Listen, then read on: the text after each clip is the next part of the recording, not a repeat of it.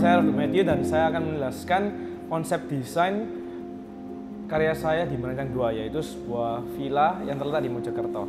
Jadi pertama, di awal studio saya mendapatkan sebuah tugas, yaitu untuk mendesain sebuah villa yang akan digunakan oleh sebuah keluarga yang terdiri dari seorang ayah, ibu, dan 2 orang anak.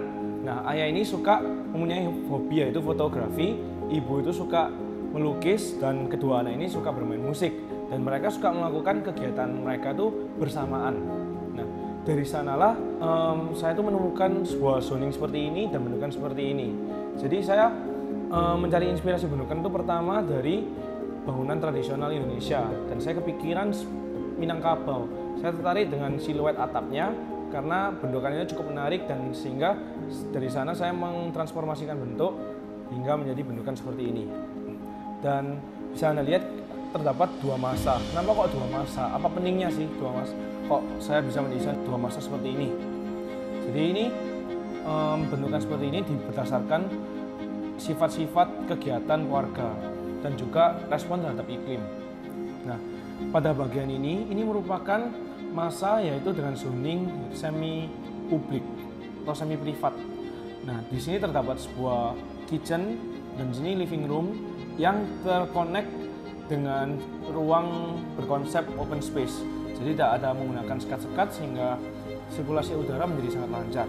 Dan naik ke lantai 2, yaitu terdapat kamar tidur satu keluarga tersebut.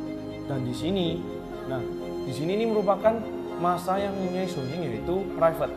Nah, kenapa kok saya memisahkan masa ini untuk menjadikan zoning private? Karena kan mereka itu satu keluarga suka melakukan aktivitasnya itu bersama-sama.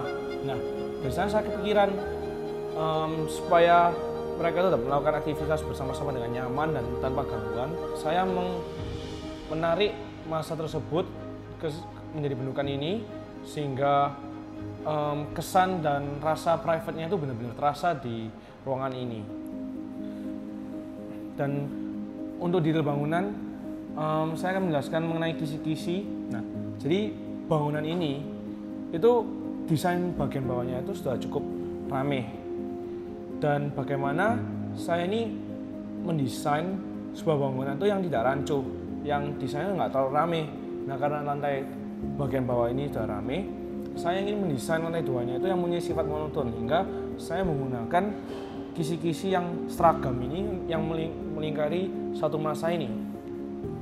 Nah, saya juga menggunakan kisi-kisi ini juga karena saya ingin bangunan ini tidak sepenuhnya tertutup, tetapi terdapat bukaan-bukaan untuk agar daylight masuk dan angin alami juga masuk.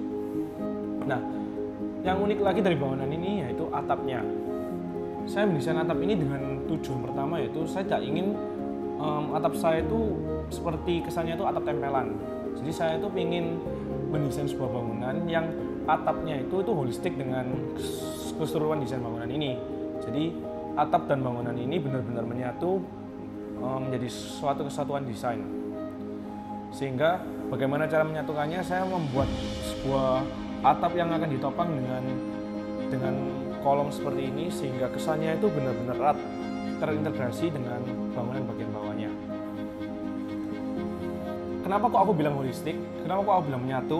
Nah, bisa dilihat misalnya ya, kalau saya buka ini atap aku angkat ya. Nah, kelihatannya itu udah aneh, sudah kayak nggak terdesain. Jadi atap ini benar-benar merupakan aspek desain yang kuat pada bangunan ini. Sehingga jika atap ini dilepas, tidak bisa dibilang desain yang utuh gitu. Karena kan banyak bangunan tuh yang atap itu kalau dicopot itu mereka tuh masih kelihatan kayak nggak apa-apa gitu loh, kayak nggak canggung gitu. Tapi kayak atap ini benar-benar mempunyai peran yang sangat kuat dalam ekspresi desain bangunan ini. Jadi yang menurut saya menarik dari desain ini yaitu saya tidak ingin menggunakan bahan-bahan yang terlalu berbau-bau seperti yang diolah di pabrik gitu. Saya benar-benar ingin menggunakan bahan bangunan yang benar-benar kesannya raw, yaitu menggunakan beton expose, menggunakan bata roster, dan menggunakan kisi-kisi kayu alami. Jadi hingga kesan bangunan itu benar-benar mempunyai ekspresi yang terintegrasi dengan alam. Jadi untuk mencapai desain akhir seperti ini tentu tidak gampang. Saya sendiri mengakuinya, meskipun pada akhirnya saya menemukan desain seperti ini, namun selama proses yang saya jalani ketika merancang, saya mengalami banyak sekali masalah, yaitu antara ada dosen yang tidak setuju, ada kritik dari teman-teman. Nah, tapi menurut saya kita sebagai mahasiswa itu tidak boleh menghindari kritik, kita tetap harus menerimanya. Nah, karena pun nanti ketika kita memasuki dunia profesi, pasti kritik itu tidak akan hilang gitu. Pasti kita akan mendapatkan sebuah kritik mungkin dari klien kita. Nah, jadi menurut saya apa sih yang kita bisa lakukan untuk menghadapi kritikan dosen atau menghadapi argumen dosen? Ya menurut saya sih kompromi.